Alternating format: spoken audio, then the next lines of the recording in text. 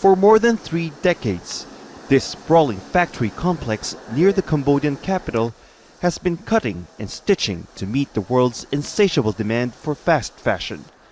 But it's been a tough year for the textiles industry, widely considered the backbone of the economy.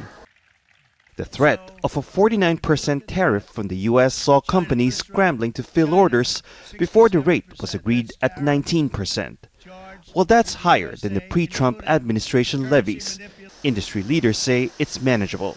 The current disruption in energy supplies and global shipping, however, is hitting them hard. And the ceasefire between the US and Iran, they say, isn't going to solve the problems overnight.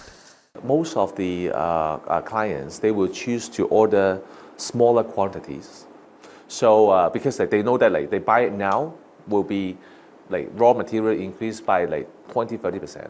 That's because most of the petrochemicals used to produce synthetic fibers are sourced from the Gulf. This street in Phnom Penh is packed with workers going in and out of garments factories. It's just one of the many textile manufacturing hubs across Cambodia. The sector employs around 1 million people whose jobs are on the line as businesses grapple with rising costs driven by conflict thousands of kilometers away. Yorn Ria has worked in clothing mills for 20 years. Although the income is just enough to make ends meet, she says she's grateful for the job security. But now she isn't so sure.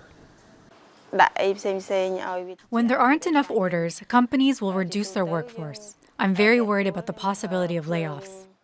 The government has introduced an emergency monthly transport allowance of $2.50 for workers like Ria.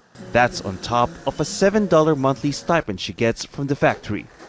But she doubts it'll be enough to tide her over for long, especially with the looming threat of unemployment. Barnaby, Al Jazeera, Phnom Penh.